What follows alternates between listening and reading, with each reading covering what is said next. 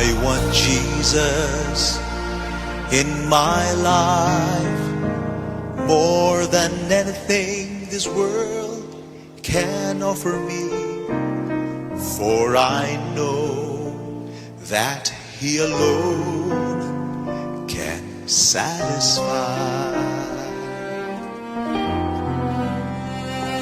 Just to know He's leading in my life is worth everything that I might sacrifice. Oh, I want Jesus more than anything. Take the fame that I might want, and all the things that seem so dear. I'd rather have Him than any praise that man may give to me. I want Him to have control and be the breath of life in me. I'd rather have Jesus, I'd rather have Him than anything.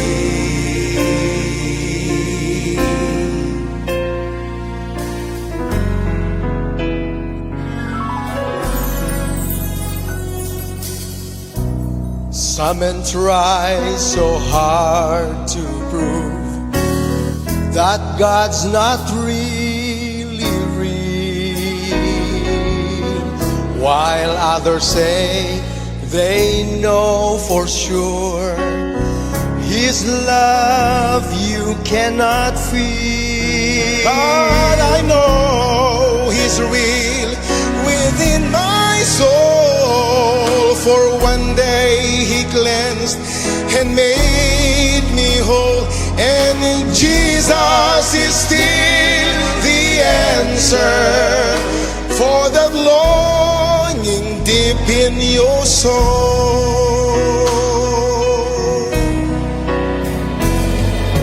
Jesus is still the answer, and though time and ages roll, Jesus is still the answer. He's the answer for your soul. And though some may say He doesn't fit with their philosophy, I know Jesus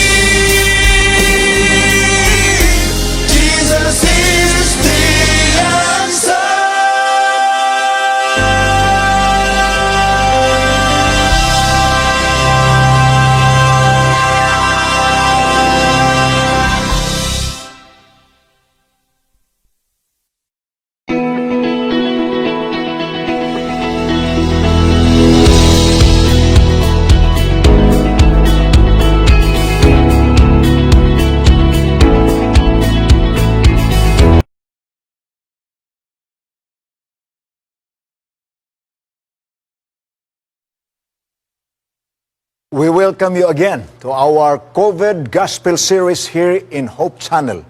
For those who may have viewed the program for the first time, let me explain a little bit of what this Gospel series is all about. We call this COVID Gospel series with COVID as an acronym for Christ, our victory in distress. Usa ni ka programa nga gihimo sa Hope Channel alang sa atong kaigsuonan nga naa sa ilang mga puloy-anan tungod sa community quarantine policy nga gi-promote sa atong gobyerno alang sa pagtabang sa pagsumpo sa pagkatag ni ining virus ang kaaway nga dili nato makita. So we call this COVID Gospel series Christ, our victory in distress. Kay sama sa atong gi-explain na sa miaging mga panahon, ang vaccine baya gyud nga ginahatag sa mga doctors, mga medical professionals, ang vaccine nga ginahimo nila mao ang pagtanom sa bakterya kalabot ni ana nga virus diha sa lawas sa tao. Kay kung kana nga bakterya nga sama gyud sa virus itself naa na sa lawas tao ug musulod ang virus, ang muatake kaniya ang iya ng kaugalingon nga virus mo ng vaccination. Ato pong gihuna-huna mga kaigsunan nga sa atong espirituhanon nga kinabuhi, ang pinakanindot yun nga virus batok sa pinakanindot nga vaccine batok sa virus sa sala. Mao si Ginoong Hesus. Muna nga ang atong tema ining gospel series, Jesus is still the answer. This is the second wave of our Jesus is still the answer. Because we have done this in 3 weeks' time, last April and part of last April, yes. And then karon mi resume ta aning nahibilin nga period sa mga puloy-anan nga naa pa sa quarantine o sa mga dapit. Apan among gikalipay kayo ang pagpadangat sa among mainiton nga pagpangumusta sa atong viewers on live stream sa Facebook, maingon man sa YouTube. Ug ang atong viewers sa television channel diri sa Northern Mindanao area ug ang pagsugod ni nato karon sa atong Philippine-wide satellite program sa dunay mga GSAT nga server. Hinaut-unta nga ang pagdangat nining programa diha sa inyong puloy-anan karon mahimong kabahin sa panalangin sa Dios. Ilabi na kay niining atong pag-present sa Jesus is still the answer sa atong second wave. Atong gisubay karon ang fundamental beliefs.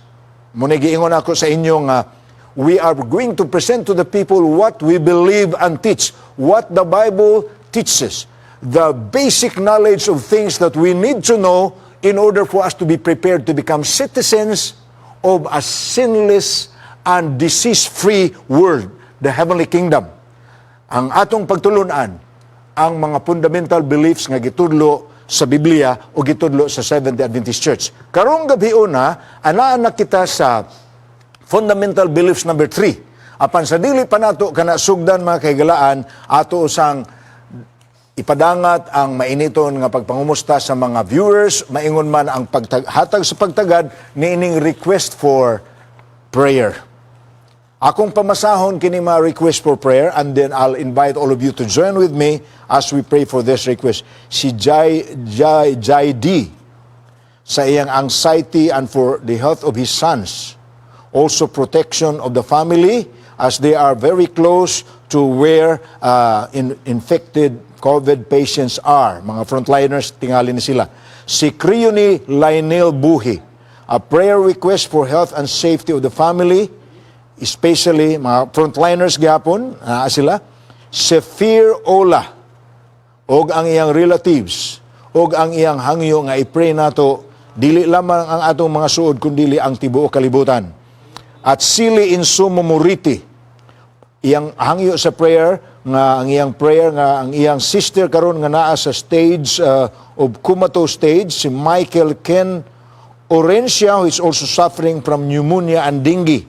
Si Nayalcod Anggubis Lumor Idlin, para sa iyang family o ang healing sa sickness, maingon man ang forgiveness and acceptance. Tingali may mga family feud kini nga pamilya.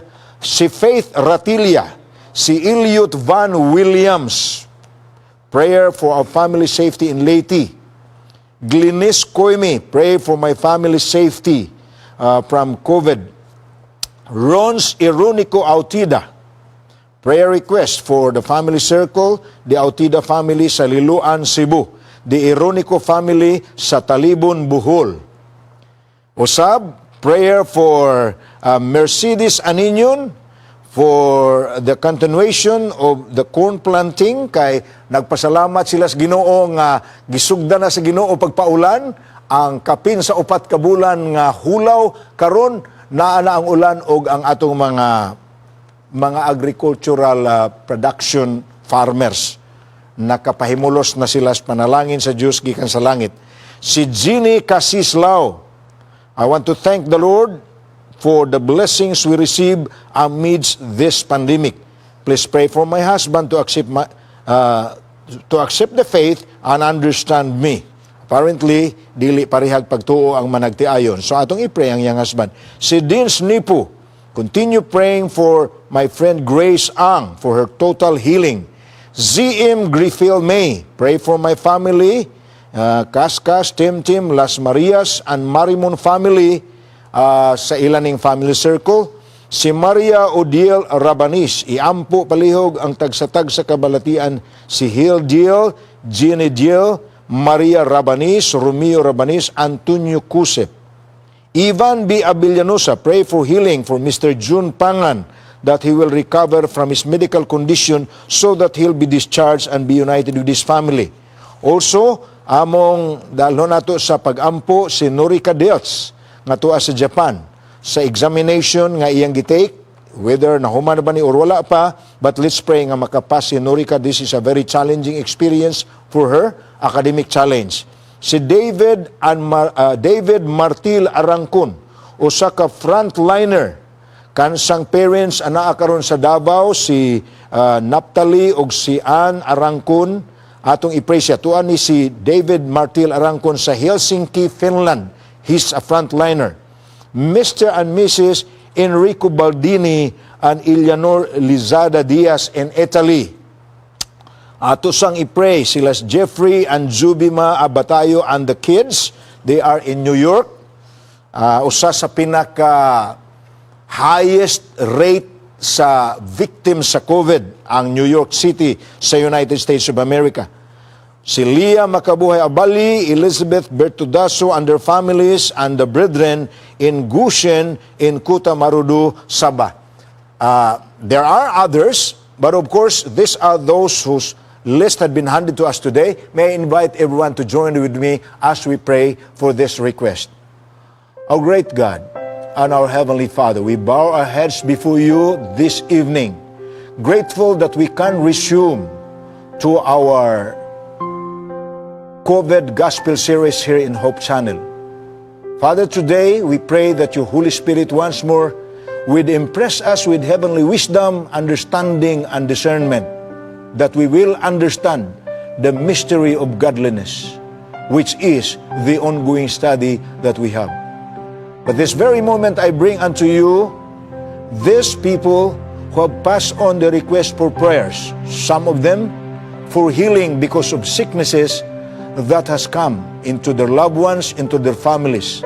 Not just the COVID virus, but all other sicknesses as they have specified in the request. O Lord, please extend your healing hand, that powerful hand which has healed so many people when you were here in the earth. We still believe that even if you are now back in your heavenly throne, you can still extend your healing hand upon those who plead for your power as our great physician. So, Father, today I bring unto you all those who are sick. I also bring unto you all family members who in one way or another are not united in faith. May they be able to unite themselves together so that it will not just be a companionship on earth, but our desired companionship for the whole family together in the heavenly kingdom when you come. I'm praying for them who have requested for specific situations in their families and in their lives. Address them accordingly, O God. And thank you, Lord, for being with us today as we continue with our COVID Gospel series, Jesus, Still the Answer. We ask all this in Jesus' name. Amen. Usab akong ipahidangat sa dili pa nako masipyat ang greetings sa akong family, among parents na sa kapatagan sa Lanao, uban sa among igsuon diha, maingon man sa among ubang mga kaigsuonan, o sa uban among mga suod sa pamilya, among igsuon na sa Silang, o mga pamilya namo diha sa Cavite, atong mga kaubanan sa buhat. Ang atong iampo gyud sa kanunay, i-include sa inyong private prayer, individual and family prayer, ang solution, ultimate solution para ni ining crisis nga midangat sa atong kalibutan. Iampo nato ang progress nga mahitabo sab sa atong nasod. Naningkamot ang atong mga pangulo, ang atong mga katawhan, pangulo nga naas gobyerno, nga unta maabot na ang ultimate solution. Let us bring all this into the hands of the Lord. Today, our subject matter, fundamental beliefs number 3. And we are going to talk today about the third topic in our study of God. Tonight, we will talk about God the Father. God the Father is the first person in the triune God revealed in the Holy Scriptures.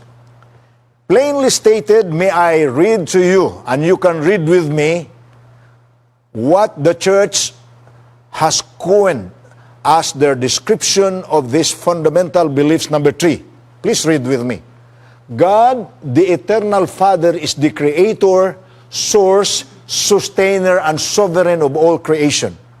He is just and holy. He is merciful and gracious, slow to anger, and abounding in steadfast love and faithfulness.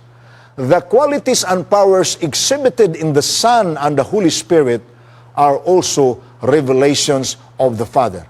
You may want to copy the text of Scripture that you can read in this particular fundamental beliefs number 3 of the Seventh-day Adventist beliefs. You know, usa ka misteryo kalabot ni ining pagka-Dios.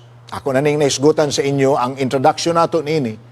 Mao ang pagpadayag sa balaang kasulatan nga usara ang Dios. There is only one God. That's one of the major teachings of the Scriptures. There is only one God.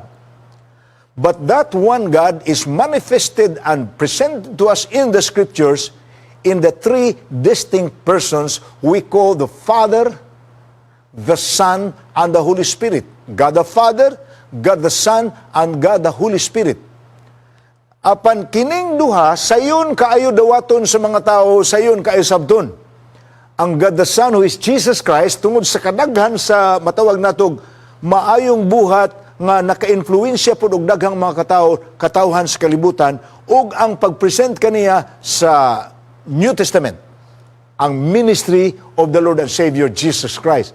Mayngon man, sayon kaayo alang sa mga tao ang pagdawat o pagsabot sa God the Holy Spirit tungod sa iyang buhat nga bisan pa sa panahon nga naata sa seryoso nga mga kahimtang mo magministeryo ka nato ang third person of the Godhead, which is the Holy Spirit. Apan ang God the Father is a frequently misunderstood person in the Godhead. Many are aware of Christ's mission to earth for the human race and the Holy Spirit's rule within the individual. But ang uban mo ingon, what has the Father to do with us? Mo ingon ang uban, igo lang taniya gi-create. Humaniyag create sa ato, gibiyaan taniya para tagdun ta sa Son, tagdun ta sa Holy Spirit. Today, we will concentrate our study on the first person of the Godhead, God the Father. Now, let us open our Bibles beginning with the Old Testament. Although the Old Testament alludes to the persons of the Godhead, that is Father, Son, and Holy Spirit, it does not distinguish them. Sa ato pa, wala na nagbutang og distinction. But the New Testament makes clear that Christ, God the Son, was the active agent in creation, and that He was the God who lead Israel out of Egypt. Kay kanang Exodus good, mumanay usa sa landmark event nga masubay gyud nimo how God deal with His people in the course of time in history. Kay ang kasaysayan sa Israel, ilabi na ang paghabwa kanila sa Dios gikan sa pagkakalibutanon sa Ehipto aron mahimo silang lumulupyo sa yuta sa saad. Nahimo magud ng pattern of what God's motive is for all of us people in this world, from our being slaves in sin in the world to our being citizens of the heavenly kingdom. Munang makuha nato ang pattern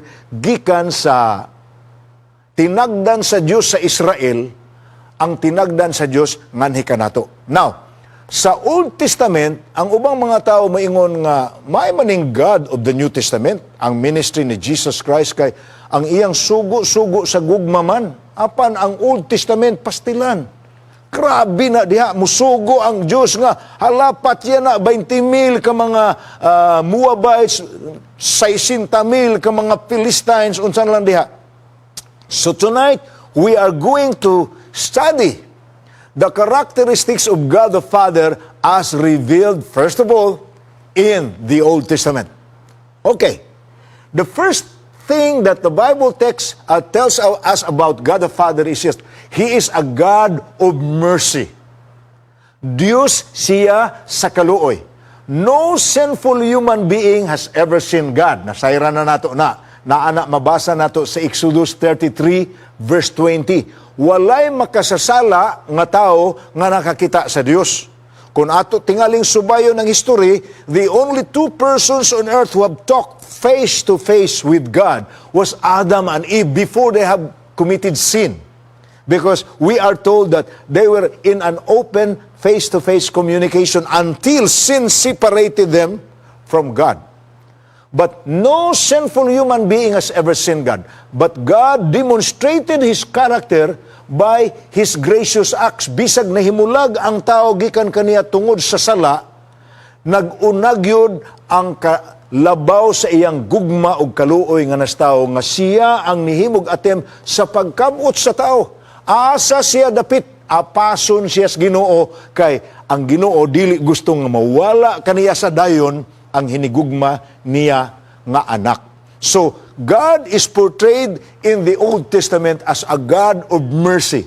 Dios siya sa kaluoy. Gani, kung atong huna-hunaon, tanan natong panginahanglan nga iyang gihatag sa libre.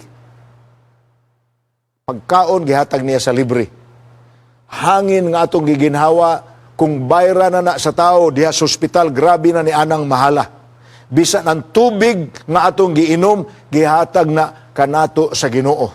Apan kung ang tao na ang munigosyog tubig ipanood og botelya, ibaligya na ni sila isig katao. But God has given all this for free because He's a God of mercy. He's a giving God.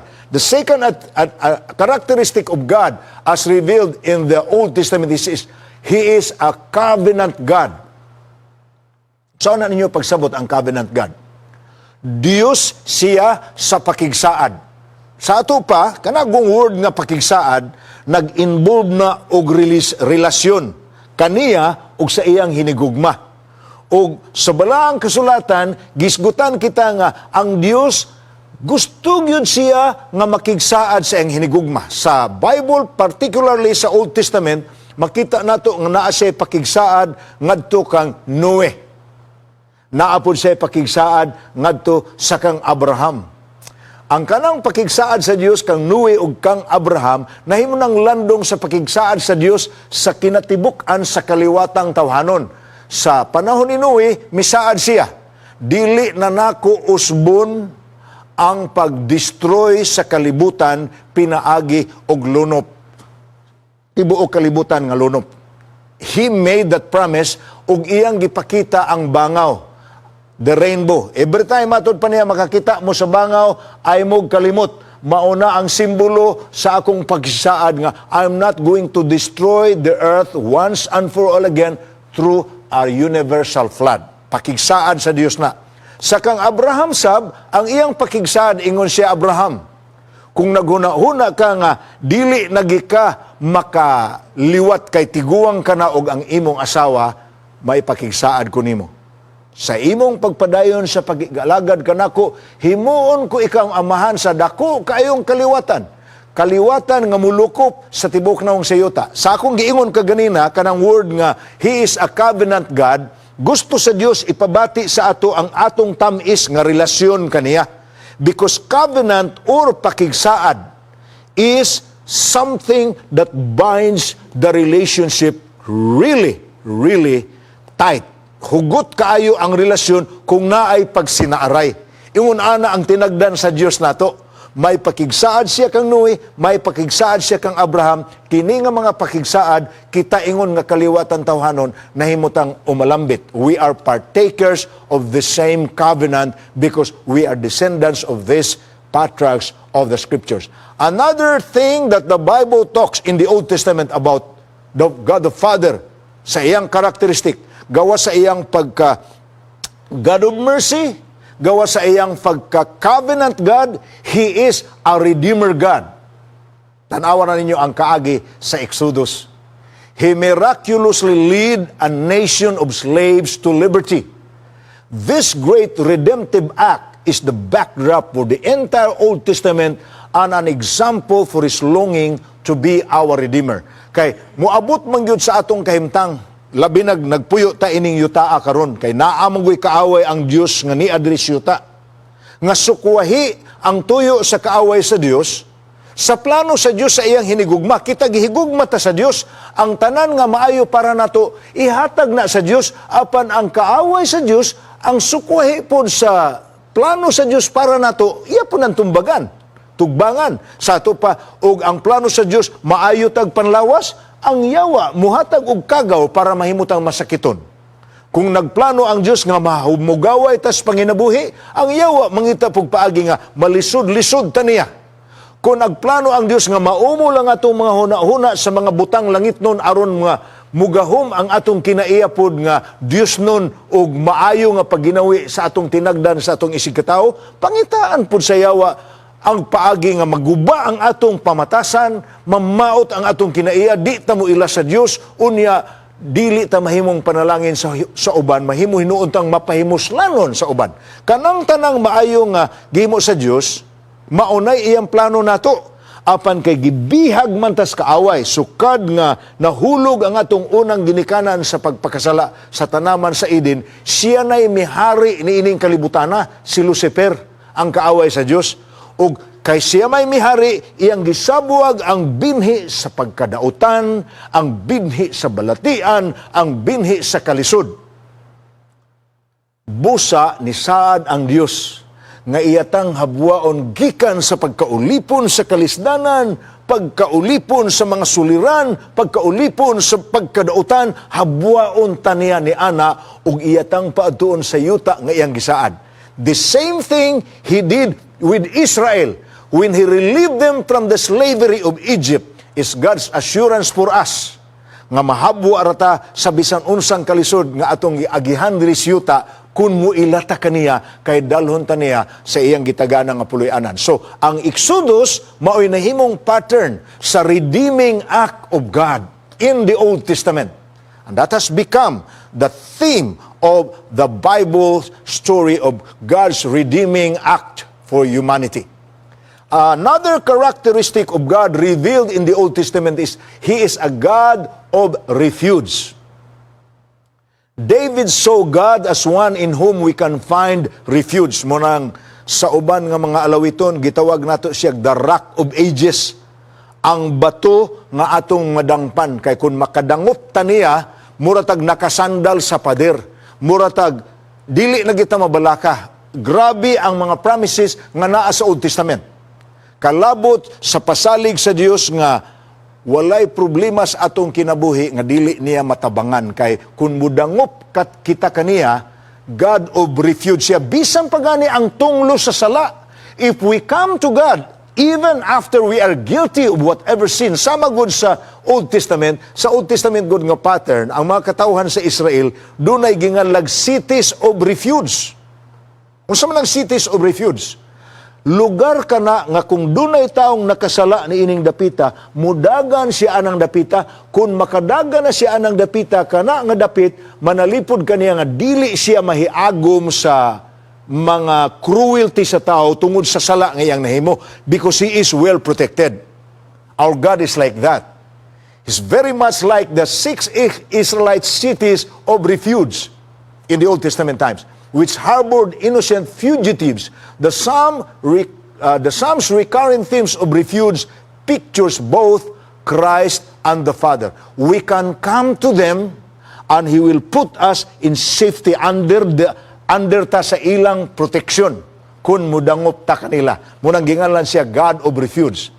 Another characteristic of God the Father revealed in the Old Testament is He is a God of forgiveness. Ug ang usa sa nindot kaayo nga masayit nato nga sanglitanan, si King David. Si David God, naagid say heart nga para sa Ginoo. Pero sa nalumsan siya sa iyang gahom, ug mitukar kaniya ang iyang pagkalalaki. Kana good nga term nga pagkalalaki, kanang ang unod no niya nga pagkalalaki. Atong nasayran ug unsa ang klasis kinabuhi ni David. Dili siya ideal nga bana kay dili man usaray iyang asawa. Ubay-ubay man sa Biblia. Muna nga si David, doon na po siya daghang anak sa pipila kabuok niyang mga asawa. Apan, ni anang klase sa kinabuhi ni David, makita ninyo nga, wala baya mahimong resulta. Kaya ang ubang mga tao, good karon no, moingon ko pagsulti nga, ang ubang mga tao nga gusto nga daghag asawa, mudangop man sila sa Biblia. Kaya moingon sila sa Biblia bitaw, si Solomon, daghag asawa, ang iya pong amahan si David, daghang pong asawa, daghang pong anak sa ubang babae. Apan, wa man na magpasabot higala nga ang ilang sanglitanan nga gibilin atong sundugon duha man ka klase gud ang naas Biblia. Ang mga kinabuhi nga naatay leksyon nga makutlo aron ang ilang kaluyahon dili natuusbon sa atong kaugalingon, ug ang mga maayo pong sanglitanan kansang example angay natong sundugon. David was not a good husband and a good father. Well, in many sense of the word. Daghan siyang asawa, daghan po siyang anak. Apano siya na imong resulta sa iyang kinabuhi? Iyang mga anak nagubot. Gilugos ni Amnon ang iyang half-sister nga si Tamar. Gibuno ni Absalom ang iyang half-brother nga si Amnon tungod kay iyang full sister nga si Tamar, iyang girape. O mismo ang iyang anak si Absalom nagkudita against kaniya. Now, while I am describing this to you, what I'm trying to tell you is, David was a sinner. David was an example of every one of us. Makasasala ta, daghan kaayo ug butang sa atong kinabuhi nga makaingon ta, ganahan pa ba kang Ginoo nako? Di na tingali siya ganahan ako, kay makasasala man ko. But I want to tell you, the good news of the Bible is, if we come to God with repentant heart and confession, He is willing to forgive us. And God the Father is a God of forgiveness. Muna nga, sa klase sa sanglitanan nga atong gitan-aw sa kang David, bisan grabe na ang iyang sala. Sayo nang ka, iyang gibuno, dili man gyud literal nga siya midunggam ni Uzziah, kadtong Uriah, katong bana sa usas nahimo niyang asawa nga si Bathsheba. Dili man gyud siya nibuno. Apan samara nga siya nagbuno, siya nagpatay kang Captain Uriah, nga naman, naibog siya sa asawa ni Uriah, unya sa nahibaw siya nga, ang bana di ay kapitan sa sundalo to sa war front, iyang gihimong, nakighilawa siya sa kang Bathsheba, ug nabuntis si Bathsheba. Pagkabuntis ni Bathsheba, nabalaka siya, iyang gipabutang sa halayo, si Uriah aron tuag yun sa frontline. Mo nang kanang word nga frontline, ang simbolo na sa mga sundalo nga mao'y daling maigo sa udyong o sa bala o sa hinagiban sa kaaway. Dito niya gibutang si Uriah. Order sa commander-in-chief nga mao si David ang hari. Namatay si Uriah, gikuha niya nga asawa si Bathsheba. Wow. That's a very, very serious sin. And you know the rest of the story. Si Propeta Nathan, mo'y nagsudya kaniya. Pagkahibaw niya, wala siya makigbato kang Nathan, dili sama sa gihimo ni King Ahab kang Elijah, nga gipagukod niya. Wala. Si David ning repent. O gidawat sa Dios si David, ingon nga pinasaylo. God is a God of forgiveness. According to your loving kindness, according to the multitude of your tender mercies, ning plead si David. And so he was comforted by the assurance that God is wonderfully merciful and forgiving. Monay, another character of God the Father. Another character of God the Father in the Old Testament is a God of goodness. God is the one who executes justice for the oppressed, who gives food to the hungry. The Lord opens the eyes of the blind. The Lord raises those who are bowed down, as according to Psalm 146 verses 7 to 9. What a great picture of God is given in the book of Psalms. He is a God of goodness. Kung imo nang memoryahon ang Salmo Kapitulo 23, pagkanindot anak nga Salmo, ang ngay gina nimo nga i-memorize kay mura man nagsaad nga kung imo siyang unahon murag sumpay bitaw sa Mateo 6:33, kung unahon nimo ang Ginoo, iya pong siguruhon ang imong welfare and good life. The Lord is my shepherd, I shall not want. He is a God of goodness. Then another character of God in the Old Testament is a God of faithfulness. In spite of God's greatness, Israel wandered away from Him at the time. Though God permitted Israel to experience the calamities caused by her unfaithfulness, attempting to correct Israel's ways, He still embraced her with His mercy. Diya sa Bible, doon ay usa ka sanglitanan sa Old Testament, ang kaagi ni Prophet Hosea. Si Prophet Hosea, gisugo sa Dios, pangasawa ng bayhana, kinsay iyang gipangasawa, babae nga dili makapuyo ug usa ra ka laki. Gitandi sa Dios ang asawa ni Hosea sa Israel. Ang iyang buot pasot, makihilawason mo. Of course, we are talking about spiritual adultery here. Ang spiritual adultery kanang idolatry. Mihimo siya og usa ka ang dili siya faithful sa iyahang relasyon sa Dios. Nialagad siya ubang Dios. Muna ginganlan nato og spiritual adultery. Ang idolatry, ang pag-alagad og laing Dios gihimo na sa Israel. Apan nagpadala ang Dios og mensahe sa Israel. Giingnan niya si Hosea, pangasawa ng bayhana. Pag pangasawa niya, naunsa gibiyaan man siya, unya nangitag laing laki. And Israel did that repeatedly. But despite that, gipakita niya nga si Hosea mikuha gihapon sa maong asawa ug iya gihapon giredeem ang iyang asawa. That is the picture of God in the Old Testament. He's a God of faithfulness. Bisag muluib ta niya, bisag i-betray nato siya, wala mausab ang iyang gugma nato, wala mausab ang iyang intensyon nato, dili bitaw siya pareha nato nga tao. Nga kung naanay tao nga makasala batok nato, moingon na ta pagsulti, mirisi. Pasag di na, muna yung gibuhat, paanihan na siya sa iyahang gipugas. God is not like that. When we commit sin against Him, He remains faithful to us. His arms remains to be open. Anytime nga mubalik ta niya, muapas pamanggani siya, aron iyatang mabawi, gikan sa pagkalunod ngadto sa katalagman. Lahi man gud ang tinan-awan sa Ginoo sa mga taong nakasala. Ang tinanawan sa Ginoo sa Dios sa mga tao nga nakasala, ang mga taong nakasala mo'y nahimulag niya, mo'y nanginahanglang luwasonon. Dili siya maghuwat nga kadto siya muuli nga ri. Siya gyud moapas ngadto usa na ka picture. On the other hand, another character of God the Father revealed in the Old Testament is He's a God of salvation and He's a God of vengeance. Through the day of the Lord's,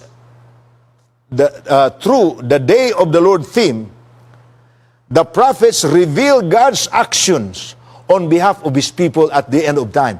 It's a day of salvation for His people, but also a day of vengeance for their enemies who will be destroyed. Muna ang atong gipaabot sa last days.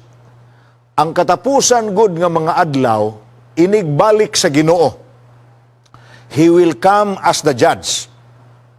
Now, He is doing His part as our Savior.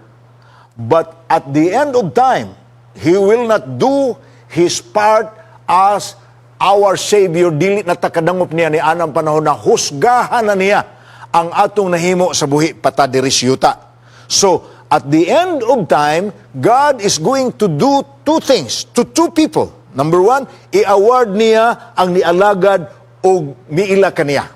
They will receive the prize of salvation, eternity, eternal life with Him in heaven. But on the other hand, iyang ihatag ang silot sa eternal death. Muna nga, ang judgment, kanang theme sa judgment, it is both good and bad news.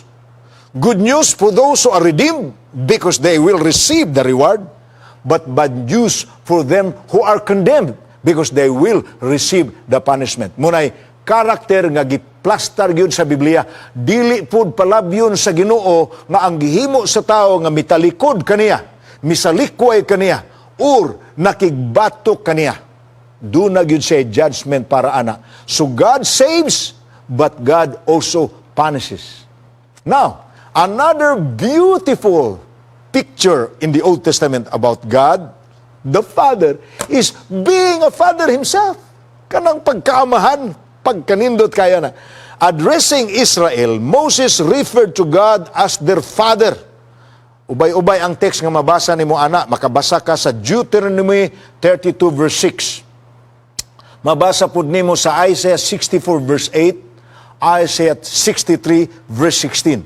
Through redemption, God adopted Israel as His child. So, ang tinagda niya sa iyang mga anak, inamahan gyud. Say kahulugan ng pulong inamahan. Naa ang gugma, naa ang pagtagad, naa ang pagpaningkamot nga mahatagan sa panginahanglan, naa ang pagmatuto aron mahimong mapuslanon ang kinabuhi. Those are fatherly attributes. Inamahan nga pagtagad sa Dios, iyan ang gihatag nga rin nato. Now, having all this picture of God the Father in the Old Testament, let's come to the other part of the Bible, the New Testament. Is God the Father pictured in the New Testament? Kay sama sa kung giingon sa inyo kaganina, ang misunderstanding sa katawhan mahitungod sa God the Father. Kay matod pa nila, ang God the Son diri sa New Testament is God of love, God of forgiveness, God of mercy, but ang God of the Old Testament, God of vengeance, kay God of, suko siya sa mga kalaban niya, unsay tooth for a tooth siya, o mouth, eye for an eye siya. Mao na i-picture nila sa Old Testament. But we have just given you the full picture of the Bible in the characteristics of God in the Old Testament. Now, let us shift to the New Testament characteristics of God. First, the God of the Old Testament does not differ from the God of the New Testament. God the Father is revealed as the originator of all things, the Father of all true believers, and in a unique sense, the Father of Jesus Christ. So how does the New Testament present to us the picture of God the Father? First of all, ginganlan siya, the Father of all creation. In 1 Corinthians 8 verse 6 and in Hebrews 12 verse 9, hisgutan kita, Paul identifies the Father, distinguishing Him from Jesus Christ. Munang distinct personing Father, Son, Holy Spirit. One God, but distinct person. Lain-lain nga pagkatao. Lain-lain nga persona rather. Munay terminology nga akong gisgutan kaninyo. So, ginganlan siya Father of all creation. Walay butang diri sa yuta nga dili mo ila kaniya nga amahan. Kay siya may tinubdanan sa tanan. Second, portrayal of God the Father in the New Testament, aside from His being Father of all creation, is He is Father of all believers. In New Testament times, this spiritual father and child relationship exists. Not between God and the nation of Israel, but between God and the individual believer. Jesus provides the guidelines for this relationship. Manang nahinumdo mo atong mitubag siya sa hangyo sa mga tinunan. Ginoo, magtutudlo. Tudlo imi sa pag-ampo. Ug mitudlo siya sa pag-ampo. Mabasa ninyo na sa Matthew chapter 6, verses 6 to 15. Sa iyang pagtudlo kanila sa pag-ampo, maingon siya, sa inyong pag-ampo, kamo magaingon ni ini. Amahan namo nga tuwa sa langit. Gitudlo gina ni Jesus Christ. You address God as Father. When you call upon Him, address Him as Father. Why? You are His Son. You are His daughter. So kung muampo ka, duula siya ingon nga imong amahan. He is a God of all believers. Then, in the New Testament, Jesus reveals the Father. Jesus, God the Son, provided the most profound view of God the Father when He, as God's self-revelation, came in the human flesh. Muna giingon sa John 1 verse 1.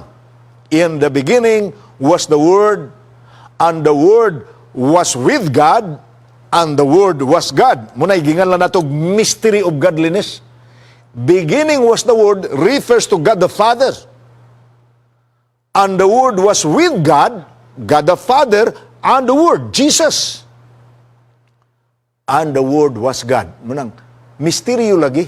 Kay, ang uban mo ingon nga, maglisod man ta pagsabot ining Kristohanon. Kay, mutuo sila nga usare, Diyos niya, tulo ka persono, saan mo pagka tuluan ang usa, unya, saan mo pagka usaan ang tulo?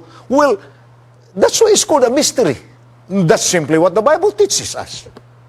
God is one God, but He is revealed to us in Scriptures in the three persons, Father, Son, and Holy Spirit. Now, the Son Himself, Jesus, always pointed to His oneness with the Father.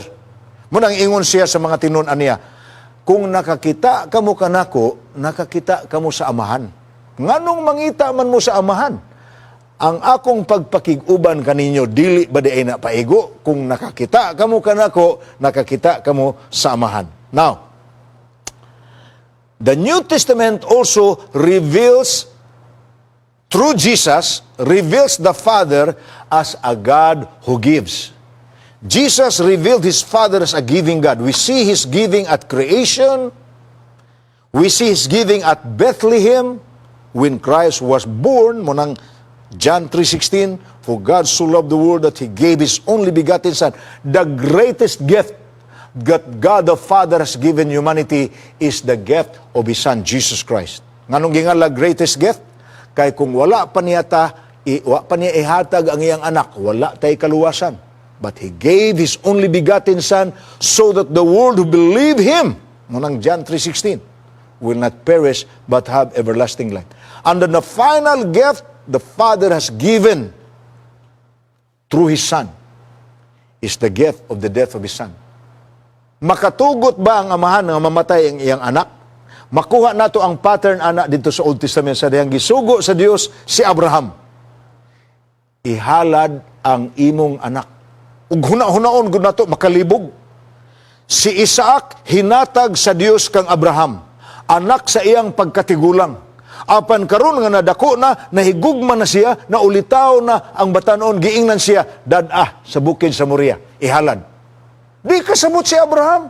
Gihatagan kog anak, karon nga naanay gihatag sa ako ang nga anak, iyan ang ipahalad sa ako. Unsa man ning ginawa? But God, Abraham did not question God. He simply knows God will provide. And we understand that as the meaning, representing when God the Father gave His Son, Jesus Christ, to be the sacrifice for our sins. Maunay gipakita niya sa kaagi ni Abraham ug ni Isaac. Jesus is the Son of God whom He gave as a gift to humanity. The death of Christ is the secret of salvation, the key to salvation of the whole human race. What greater testimony about the Father could be given? Tingali, katong pag-ingon gyud ni Ginoong Hesus sa pag-cry niya, pag-singgit niya diri siya sa cross, Amahan ko, nganong gibiyaan mo ako? Probably ang feeling sa God the Father mo gituslok ang iyang kasing-kasing og dagom. Apanasayod kita mga igsuon nga ang amahan nakigunong sa pag-antos sa iyang anak. The Father suffered the pain with His Son. And the Father, in fact, was with the Son all throughout. Hangtod sa iyang kamatayon. Nakiguban ang amahan sa iyang pag-antos. Apan ang amahan, mihatag sa iyang anak. Bisan paluyos pag-antos. In the New Testament, Jesus reveals the Father as a God of love. Jesus' favorite theme was the tenderness and abundant love of God. For God so loved the world. Niya kanapang uban nga mga verses in the New Testament, ang pagpakita sa gugma sa amahan, gibalik-balik na sa ngabil sa atong manunubos in reference sa atong amahan nga iyang amahan. Christ knew that revealing the precious love of His Father was the key to bringing people to repentance. Kaya ang tao kung dili siya makasabot nga mahigugmaon, mapinasayloon ang amahan, posible nga ang tao madispirit na ang makasasala. Muabot ang kahimtang sa tao nga makaingon siya pagsulti nga, wala na gyud tingali pay amahan nga mahigugma sa ako.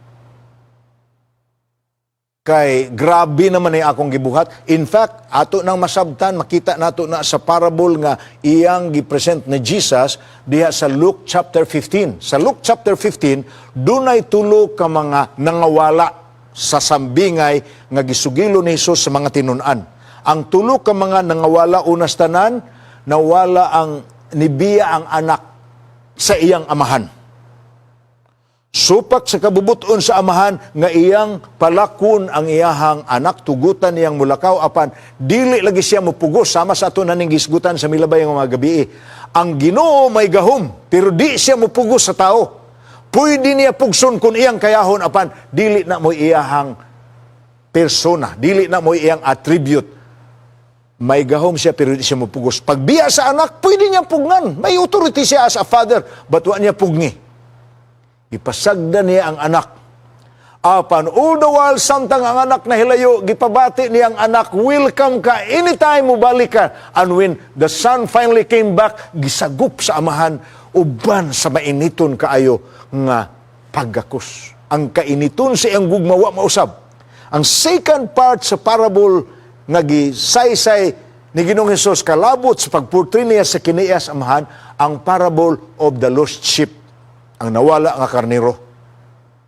Mibiya nga anak, ang anak ng mausikon, nawala nga karnero, o ang ikatulo nga nawala, ang nawala nga kuwen, the lost kuwen, ang nawala nga sinsilyo. Nganong gipresent man na sa Ginoo? Kaya ang giportray sa Ginoo ang kinaiyas amahan. Ang anak nga mausikon nagsimbolo sa katawhan sa Dios nga mibiya gyud deliberately ning rebelde batok sa amahan apan gisagop og balik sa amahan nga wa gyud mausab ang iyang gugma ni samot pa hinuon. Ang sambingay sa karnero nga nawala simbolos katawhan nga samtang sila naglawig sa kinabuhi mibiya sa panon. Pagbiya sa panon, niadto sa kalibutan. Apan sa didto na sa kalibutan, nakaamgo nga, di man ni magsilbi og niya ako diri, nangita siya paaging makabalik, apan di siya kabalik og sa iya lang kaugalingon. Kinahanglan siyang pangitaon sa magbalantay. And God exactly did that to him. Nakitaan siya, asa siya, didto siya gipunit. Kung nahug siya sa gahong, gihabwa siya. Kay maunay portrayal sa amahan. God will pick you up wherever you are in your desperate condition in life. That's why Christ is still our victory in distress. O ang ikatulo nga nawala, ang nawalang sinsilyo. Mauna ang simbolos mga tao nga naara sa sulod. Apan wa kahibalo nga nawala na sila. Wa pud mausab ang gugma sa amahan kanila. All these three parables is a representation of how loving, how forgiving, how unchangeable is God's love to us as portrayed by the Lord Jesus Christ as a character of His Father. Mga kaigalaan o kaigsuunan, mauna ang portrayal sa kasulatan, kalabot sa kinaiya sa atong Diyos Amahan, our God the Father. He never changed. Muna'y usa sa butang nga Maayo gyud kaayong balita para ni bisan kinsa kaninyo. Walay kondisyon sa imong kinabuhi nga makaingon ka, di na gyud ko mapasaylo sa Ginoo. Because you have no condition that God will ever say to you, I have enough of you. Anytime you come back to Him, God will welcome you ug sama sa amahan nga gibalikan sa anak. Wala gyud kay mabati nga panudya, wala gyud kay mabati nga pagbasol, wala gyud kay mabati nga panulisok. Kung ikaw nga anak sa Dios, mobalik kaniya, siya ingon nga imong amahan. Mudawat kanimo unsa may imong kahimtang. Ayaw na pag-ilis, ayaw nagkaligo. Huwata siya nga mo'y mo ilis nimo, huwata siya nga mo'y muligo nimo kay mauna ang iyang delight. You do not need to change yourself. You just come to Him as you are. And when you do, He will change you to be His Son. A Son of God. That is you. That is me. And we thank God so much for this revelation of our God the Father, revealed to us by His Son Jesus Christ in the New Testament, and revealed to us in the Holy Scriptures in the Old Testament, and even being revealed to us through the ministry of the third person of the Godhead, the Holy Spirit. Tomorrow, watch out for our episode number 4 in our Jesus is Still the Answer. We will talk about the second person of the triune God, God the Son. Watch out for that tomorrow. And for today, let us conclude our study by hearing again our beautiful theme song, Jesus Still the Answer. Gentlemen, please give our people the beautiful song.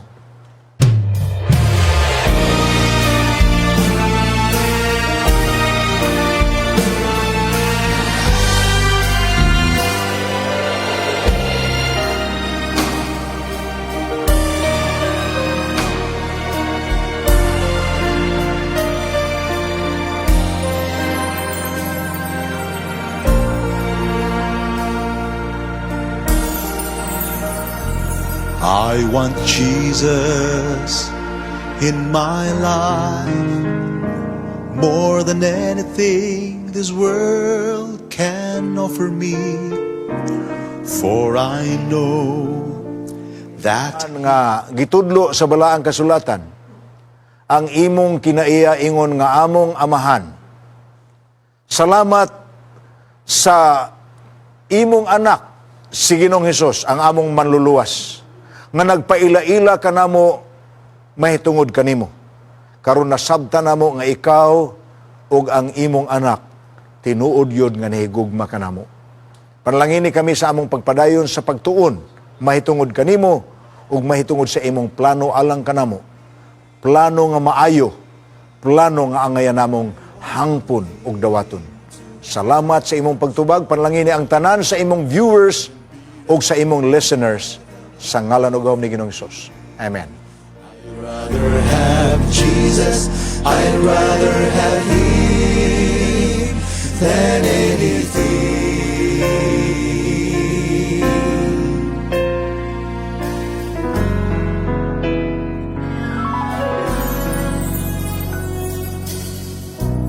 Some men try so hard to prove that God's not really real, while others say they know for sure His love you cannot feel. But I know He's real within my soul, for one day He cleansed and made me whole.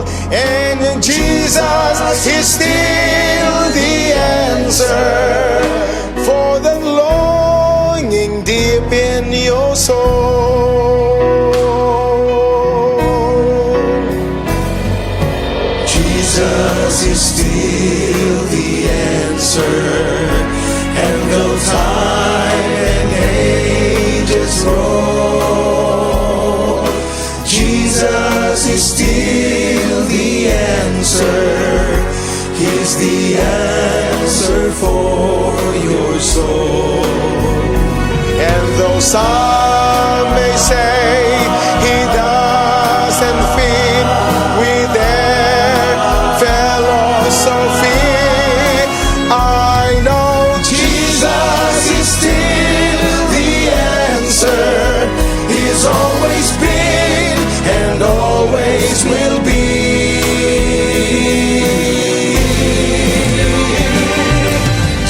Jesus is still the answer. And though time and ages roll, Jesus is still the answer. He's the answer for your soul. And though